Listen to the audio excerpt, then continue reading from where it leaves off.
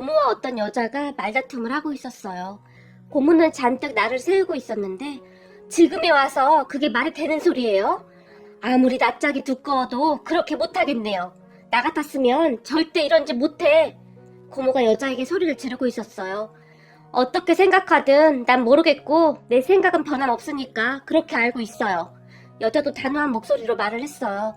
그런 두 사람의 모습을 보고 있는데 우리 고모도 한 성격 하는데 저 여자도 보통은 아니구나 싶을 정도로 눈빛이 강해 보였어요. 그러다 그 여자와 제가 눈이 마주쳤고 순간 저를 바라보는 여자의 눈이 슬퍼 보였는데 그저 제 착각이었을까요? 진우 아빠 보험금이랑 재산은 내가 다 가져갈 거니까 그리 아세요. 안 그러면 저도 법대로 할 거니까 그렇게 알고 있어요. 여자가 다시 독한 표정으로 우리 고모를 노려보며 말을 했어요. 언니가 그러고도 사람이에요? 10년 가까이 우리 오빠랑 진우 그렇게 놔두고는 오빠 세상 뜨자마자 갑자기 나타나서 오빠 보험금을 가로채겠다고요? 지나가는 사람들 붙들고 다 물어봐요. 이게 지금 이치에 맞는 말인가? 고모도 지지 않고 소리를 질러댔어요. 그래도 어쩌겠어요? 법적으로 현재 보험금이랑 그의 재산은 다 제가 받게 되어 있잖아요. 이게 왜 내 잘못이에요? 그때 내가 이혼 절차 밟자니까 진우 아빠가 절대 이혼은 안 된다고. 그래서 그런 거 아니에요. 원망하려면 아가씨 오빠를 원망해요. 라고 말을 하던 여자가 자리에서 벌떡 일어나서는 앞에 있던 저를 그냥 모른 척하고 지나갔어요. 그런 여자의 모습을 보던 고모가 어쩜 엄마라는 인간이 저럴 수가 있어? 지 자식이 바로 코앞에 있는데 엄마라는 인간이 눈길 한번 안 주고 그냥 가버리냐? 진짜 돈이 무섭긴 무섭구나. 이런 천벌을 받을 인간아. 네가 얼마나 잘 먹고 잘 사나 내가 다음에 두 눈 시뻘겋게 뜨고 지켜볼 거야. 그리고 우리도 법적으로 할 수 있는 건 다 해볼 테니까 그렇게 알고 있어. 큰 소리를 쳤지만 여자는 뒤도 돌아보지 않고 나가버렸어요. 그럼 고모를 보며 고모 누구야? 라고 제가 물었고 누구긴 누구야? 네 친엄마지. 넌 어쩜 그렇게 부모 복이 없냐? 네 아빠도 그렇게 됐고 네 친엄마라는 사람은 지금 이 상황에 네 아빠 재산이랑 보험금을 다 챙겨가겠다고 저러고 있고 나 참 기가 막혀서 원. 고모가 저를 원망한 듯이 바라봤어요. 고모의 말대로 저는 참 되는 게 없는 인생이었어요. 제가 태어나고 얼마 뒤에 엄마가 집을 나갔다고 했는데요. 그 뒤 고생만 하던 아빠는 간암으로 세상을 떠나셨고요. 할머니와 고모는 그 모든 것이 저 때문이라고 했어요. 만약 저만 없었어도 아빠가 다시 재혼해서 잘 살았을 텐데 저 때문에 그렇게 살다가 일찍 돌아가셨다고 말이죠. 그런데 그 와중에 집을 나갔던 엄마가 돌아와서는 아빠 보험금과 재산을 다 가져가겠다고 찾아왔으니 할머니와 고모는 그저 기가 막혔던 것 같아요. 그렇게 얼마 후 제 친모는 정말이지 한치의 망설임도 없이 아빠의 재산과 보험금을 다 가지고 가버렸어요. 그런 모습을 보며 할머니가 독한 것, 아주 천벌을 받을 인간 같으니라고. 앞으로 네 아들이 살아갈 건 남겨둬야 하지 않겠냐? 네 아들은 어떻게 하라고? 라고 말을 했지만 제 친모는 눈 하나 깜빡하지 않고 매몰차게 그냥 가버렸어요. 그 뒤 제 삶은 참 힘들어졌는데요. 처음 아빠가 돌아가셨을 때는 고모와 작은아빠가 서로 저를 맡아 키우겠다고 다툼을 할 정도였는데요. 아무래도 내가 진우를 더 자주 봤는데 진우도 내가 더 편할 테니 내가 데려가는 게 맞지. 고모가 단호하게 말했지만 누나 그게 무슨 말이야. 진우는 우리 집안 장손이야. 지금 우리도 딸만 둘인데 우리 집안 장손이니까 우리가 키우는 게 맞지. 작은아빠도 말도 안 된다는 듯이 큰 소리를 쳤어요. 그리고 옆에 있던 작은엄마도 맞아 형님. 진우가 이 집안의 대를 이어야 하는데 당연히 우리가 키워야 하는 게 맞는 거죠. 그렇죠 어머님. 이라며 할머니를 바라봤고 그래 그거야 그렇지. 어쨌든 우리 진우가 우리 집안 장손인데 작은 애가 돌보는 게 맞는 거지. 할머니도 작은아빠 작은엄마 편을 들어줬어요. 그 말에 고모가 흥분한 채 그게 뭔 소리야? 솔직히 옳게 그동안 큰오빠랑 진우 몇 번이나 들여다봤어. 보험금이랑 재산이 꽤 된다는 소리 듣고부터 찾아왔잖아. 임두껍을 쓰고 그러면 안 되는 거야. 벌받아 이 사람아. 작은엄마에게 쏘아붙였어요. 그렇게 세 분이 시도 때도 없이 말다툼을 하고 있었는데 생각지도 않게 우리 엄마가 나타나서 아빠의 재산과 보험금을 가지고 가겠다고 하자 셋이서 힘을 모아 그런 엄마와 맞서기도 했지만 결국에 법적 상속자가 엄마였기에 별다른 방법이 없었던 것 같아요. 꽤 많은 돈이었다고 하는데 엄마가 그 돈을 홀라당 다 가져갔거든요. 그러니까 한마디로 셋은 닥쳤던 게 지붕 쳐다보는 것 마냥 정신줄을 놓아버린 것이죠. 그리고는 그 뒤 아무도 저를 데려가지 않겠다며 그냥 할머니에게 떠넘기다시피 했거든요. 그렇게 저는 할머니와 둘이 살게 되었는데 할머니는 매일이 눈물 바람이셨어요. 그런 재수 옹붙은 삐리리랑 결혼한다고 했을 때 내가 더 뜯어 말렸어야 했는데 끝까지 말리지 못한 내 잘못이다 라며 눈만 뜨면 엄마 악담을 했어요. 그리고 할머니와 친척들의 끊임없는 악담을 듣고 자랐기에 저도 엄마를 참 많이 미워할 수밖에 없었어요. 하루하루 어떻게 하면 엄마에게 복수를 할까 하는 그 생각뿐이었거든요. 할머니와 살게 된 뒤로 저는 정말 힘들 수밖에 없었는데요. 우리 아빠가 돌아가신 뒤로 할머니는 저를 그저 귀찮은 존재로만 생각했으니까요. 거기다 고모와 작은아빠 내외는 그 뒤 코빼기도 안 비쳤거든요. 그런데 그나마 정말 다행이었던 것이 여러 사람들이 많이 도와줘서 그 힘든 시간을 잘 견뎌낼 수가 있었는데요. 어느 날은 학교가 끝나고 집으로 걸어가고 있는 중이었는데 동네 분식집 아줌마가 얘, 너 배고프지? 김밥 좀 먹고 가거라 라며 제 손을 잡아 끌었어요. 그런 아줌마의 말에 저 돈 하나도 없는데요? 제가 말했지만 괜찮아. 아줌마가 네 아빠랑 잘 알던 사이거든? 그러니까 그냥 공짜로 먹어도 돼. 얼른 들어가자. 너 돈가스 좋아하지? 아줌마가 금방 해줄게. 라며 저를 테이블에 앉혔어요. 그런 아줌마를 제가 그저 어리둥절한 채 바라봤는데 음식을 가지고 나오던 아줌마가 제 옆에 앉더니 너 앞으로 학교 끝나고 여기 들러서 맛있는 거 먹고 가거라. 아줌마도 너만한 아들이 있는데 우리 아들 아주 뚱땡이거든? 근데 너는 너무 말랐어. 너만 할 때는 잘 먹어야 해. 알겠니? 라며 활짝 웃어줬어요.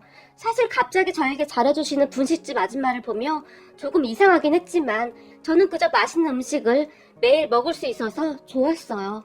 거기다 아줌마는 저에게 너 저기 문방구 알지? 내가 거기 아줌마랑도 아주 친하거든? 그래서 거기 아줌마한테 말해놨으니까 혹시 준비물 필요하면 거기 가서 필요한 거 말하면 그냥 줄 거야. 알겠니? 라는 말도 했어요. 그런 아줌마의 말에 그냥요? 돈도 안 내고요? 제가 놀라서 물었는데요. 그래, 문방구 아줌마랑 그렇게 하기로 약속해놨다. 라며 제 머리를 쓰다듬어 주셨어요. 그쯤에는 분식집 아줌마 많이 친해져 있었기에 제가 고개를 끄덕였고 저는 그 뒤 준비물이 필요할 때마다 문방구에 들러서 필요한 것들을 가져오곤 했어요. 가끔 제가 눈치를 보기라도 하면 문방구 아줌마가 괜찮아, 눈치 볼 거 없으니까 네가 필요한 거 다 챙겨 라며 활짝 웃어주셨어요. 사실 그전까지는 준비물이 필요해도 할머니 눈치가 보여서 제대로 말도 못 꺼냈고 그냥 학교에 갔다가 혼난 적이 한두 번이 아니었거든요. 그 뒤에도 분식집 아줌마는 저를 참 많이 도와주셨는데요. 문제집이라든지 책도 많이 사주셨어요. 하지만 저는 그저 아줌마가 너무 좋은 분이시라 그렇구나. 다음에 어른이 되면 아줌마에게 정말 잘해야겠구나 하고 생각했어요.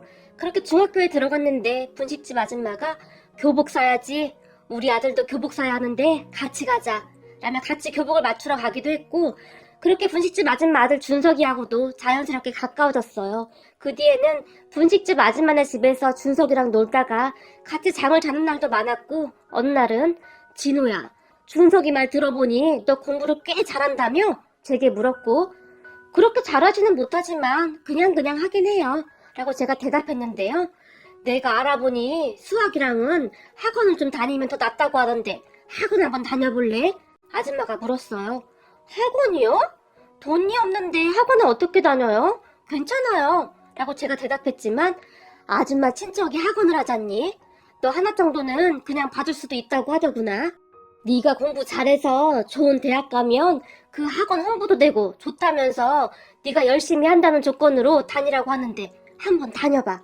라며 저를 데리고 학원에 갔고 저는 그날부터 바로 학원도 다닐 수 있게 되었어요. 거기서 고등학교 때까지 학원을 다녔고 그렇게 저는 열심히 공부해서 제가 생각했던 것보다 더 좋은 대학에 들어갈 수 있었어요. 그나마 참 운이 좋았던 건지 고등학교 담임선생님 말로는 우리 학교 졸업한 선배 중에 성공한 사업가가 있는데 제 성적이 좋으니까 추천을 받아 제가 후원을 받게 되었다고 했어요. 제가 누군지 물어봤으나 이름을 밝히는 걸 꺼려했다고 했어요. 그렇게 대학 등록금도 문제없이 해결이 되었고요. 그러던 중에 우리 할머니가 돌아가셨는데요. 사실 저는 크게 슬프거나 하지도 않았어요. 우리 할머니는 여느 할머니와는 조금 달랐으니까요. 할머니는 저에게 애정 따위는 없어 보였거든요. 다만 저를 어디 시설로 보내지 않고 데리고 살아주신 것에 대한 감사한 마음이 있긴 했지만 그 이상도 그 이하도 아니었던 것 같아요. 그리고 할머니 장례식장에서 고모와 작은아빠 부부를 만났지만 저를 그저 투명인간 취급하며 피하기 바빴어요. 혹시나 제가 그들에게 달라붙지는 않을까 하는 걱정을 하는 듯 했어요. 장례식이 끝난 다음 작은아빠가 너도 이제 대학생이니까 네가 혼자 알아서 살 수 있겠지? 그러니까 절대 우리 찾아오지 말거라 라며 가버렸고 고모도 나도 요즘 먹고 살기 힘들어서 또 못 봐줘 라는 말만 하고 쌩하고 가버렸어요. 하지만 저는 그 사람들을 보며 서운하다거나 그런 생각조차도 들지 않았는데요. 그들보다 오히려 분식집 아줌마가 더 가족같이 느껴졌거든요. 그렇게 저는 대학생활을 해나갔고 사실 돈 걱정은 별로 하지 않았어요. 제가 의대에 들어갔지만 그 학교 선배라는 사학과가 모든 것을 다 지원해줬기에 맘 놓고 공부를 할 수 있었거든요. 그러던 어느 날 분식집 아줌마가 저를 찾아왔어요. 진우야, 공부는 잘하고 있는 거니? 아줌마가 물었고 네, 잘하고 있어요. 의대가 저한테 잘 맞는 것 같아요. 힘들어도 재밌어요. 라며 제가 활짝 웃었는데요. 저기 말이다.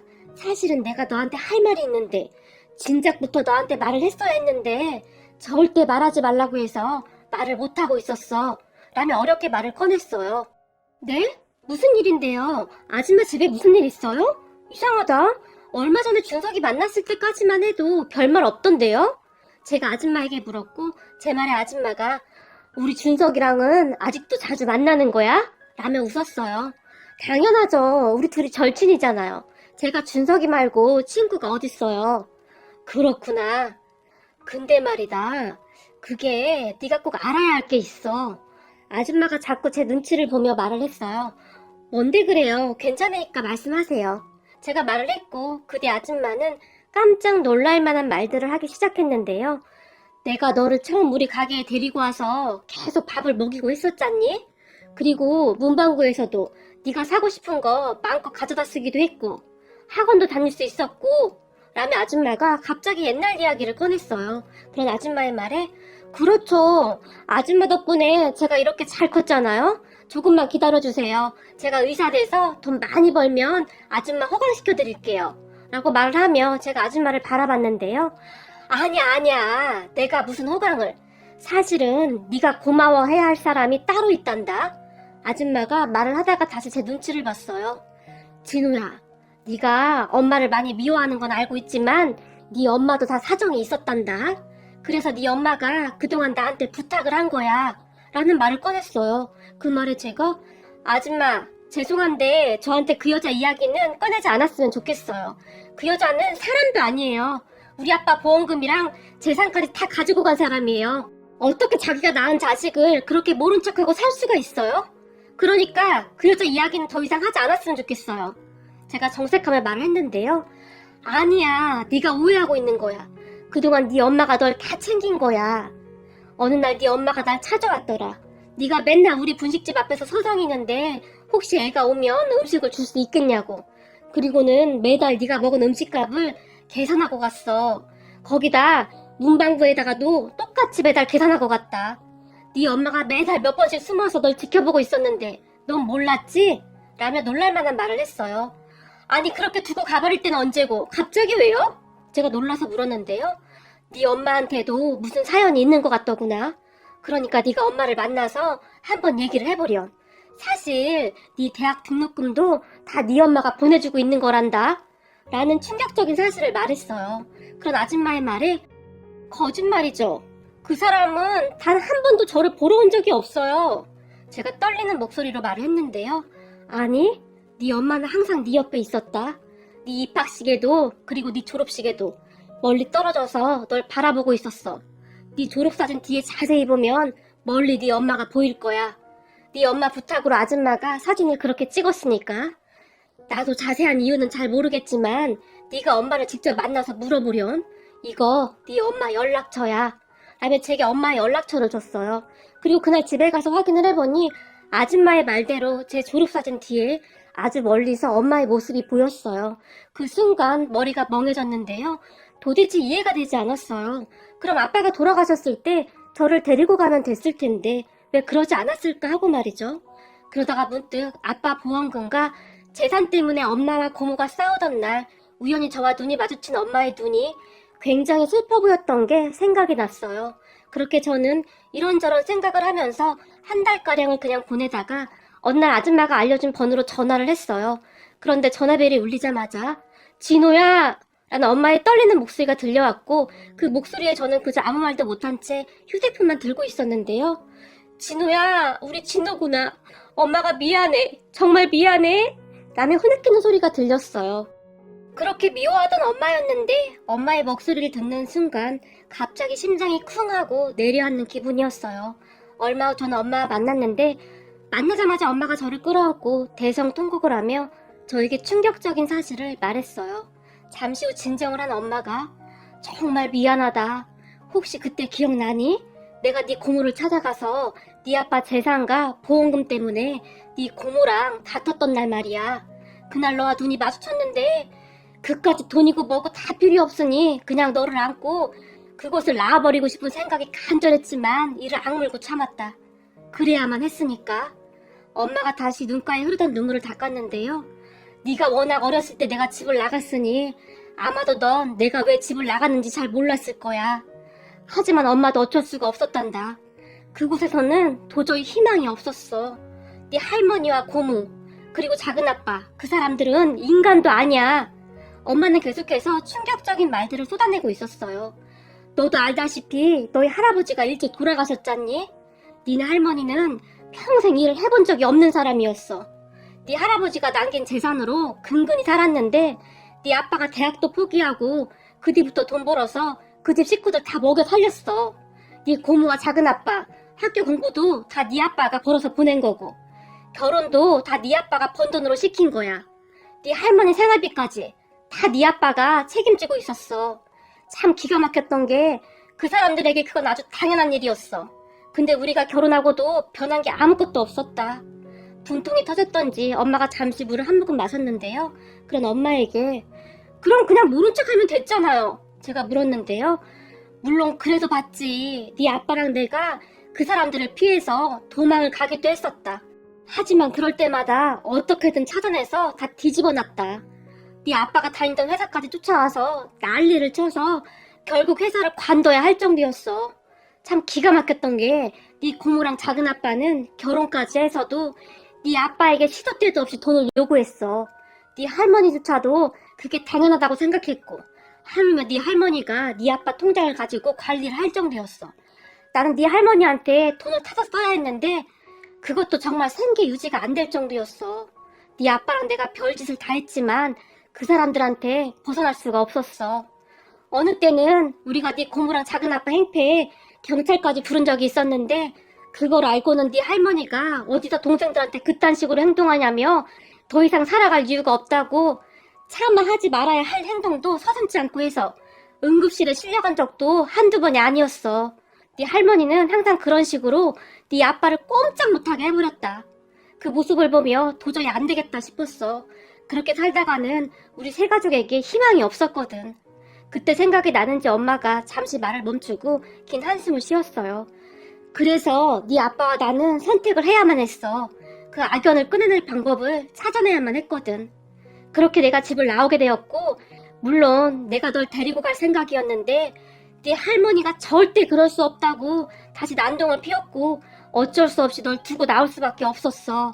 말을 하던 도중 엄마가 미안한 듯 저를 바라봤어요. 그리고 엄마는 더욱 충격적인 사실을 털어놓았는데요. 그런데 널 두고 나 혼자 집을 나가게 한 건 네 아빠의 마지막 계획이었어. 그 말에 제가 계획이요? 라고 물었는데요. 그래, 그래야만 그 사람들과 내 연결고리가 완전히 끊어질 수 있는 거니까. 아니면 평생을 올가미에 갇혀 살아야 했을 테니까. 나만이라도 독해질 필요가 있었던 거야. 넌 몰랐겠지만 우린 이혼을 했다고 말은 했지만 사실 서류상으로는 이혼을 하지 않았었다. 그리고 네 아빠랑 나는 계속 연락하며 만나왔었어. 네 아빠가 월급 받으면 할머니 몰래 일부를 나에게 주기도 했어. 우리는 너를 위해 돈을 모아야 했거든. 우리 생각은 나중에 네 할머니가 돌아가시면 다시 합칠 생각이었어. 하지만 중간에 문제가 생겼던 거야. 네 아빠가 급성 간암이었어. 그런 네 아빠에게 내가 병간호를 하겠다고 매달렸지만 네 아빠는 절대 안 된다고 단호하게 말했단다. 너를 위해 조금만 더 버텨달라고. 그렇게 네 아빠 마지막 하는 모습도 제대로 못 보고 그렇게 살았다. 거기다 네 아빠가 돌아가시기 얼마 전에 내게 연락을 했더구나. 보험금도 꽤 되고 재산도 조금 있으니까 모조리 다 챙겨가야 한다고. 그게 마지막 유언이라고. 그래서 내가 그렇게 모질게 했던 거야.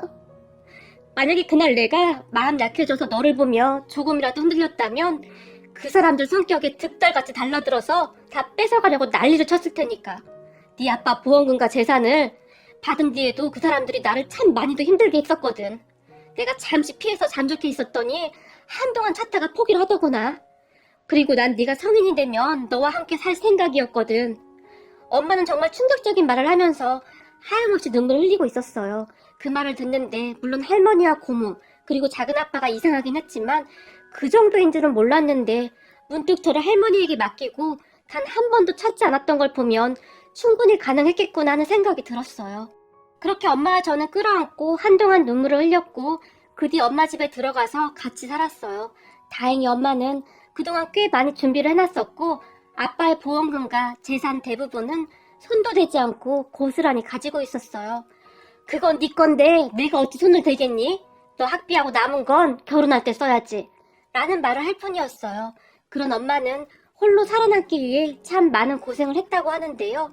아빠 집을 나온 직후 아빠의 권유로 미용학원을 다녔고 정말 고생한 끝에 미용실을 차려서 그 돈으로 제 뒷바라지를 했다고 했어요. 꽤 자리를 잡은 모양이었는데 엄마는 그 뒤에도 그곳에서 번 돈으로 제 뒷바라지를 했어요. 엄마와 저는 한동안 정말 행복한 시간을 보냈어요. 거기다 저는 정말 기나긴 공부 끝에 의사가 되었고 어느 날 엄마에게 엄마 이제 나도 돈 버니까 엄마도 미용실 그만해 라고 말을 했지만 됐거든. 엄마 밥벌이는 엄마가 할 거야. 엄마는 너한테 절대 돈 안 벌릴 거다. 그리고 너 결혼도 해야 하는데 그것도 준비해야 하지 않겠니? 라며 고집을 부렸어요. 그런데 얼마 전에 제가 일하던 병원에서 고모를 딱 마주쳤는데 의사 가운을 입고 있는 저를 보던 고모의 눈에는 반가움이 가득했어요. 진우야, 우리 장손 진우 아니니? 고모가 제 손을 잡았는데요. 누구시죠? 제가 손을 뿌리치며 모른 척을 해버렸고 진우야, 나 고모잖아. 또 하나뿐인 고모! 라며 고모가 다시 제 손을 덥석 잡았는데요. 그런 고모의 얼굴이 그토록 끔찍하게 보일 수가 없었어요. 아, 저한테 고모가 있었군요. 아빠 돌아가신 뒤 한 번도 안 찾아오시길래 다 돌아가신 줄 알았거든요. 라며 제가 비웃었는데요. 얘, 그게 무슨 소리니? 나야 먹고 살기 힘들어서 그랬는데 네 작은 아빠는 사이만 한데도 한 번도 안 찾아간 거니? 라는 말을 했고 저 지금 바쁜데 무슨 일이시죠? 제가 관심 없다는 듯이 물었는데요. 아니, 고모한테 그게 무슨 말이니? 근데 너 의사 된 거니? 고모가 물었고 그러게요. 의사가 됐네요. 그럼 좀 바빠서 이만. 이러고 말을 하고는 지나쳐 와버렸는데요. 그날부터 고모가 병원에 계속 찾아오기 시작했는데 작은아빠에게도 말을 했던지 둘이 같이 찾아왔더라고요. 병원에 계속 찾아왔지만 제가 만나주지 않자 난동을 피우기까지 했는데 그 사람들을 보며 엄마 말이 다 맞았구나 하는 생각이 더욱 확고해지더라고요. 그 순간 그 사람들은 다시 돈줄을 찾은 것일 테니까 말이죠. 저는 바로 경찰에 신고를 해버렸고 그 뒤 둘이 병원 문 앞에서 무슨 팻말을 들고 시위를 하기도 했는데 키워준 가족을 버린 파렴치한 의사 김진호를 고발합니다. 뭐 이런 내용이었어요. 정말 치가 떨리고 이가 갈릴 정도였어요.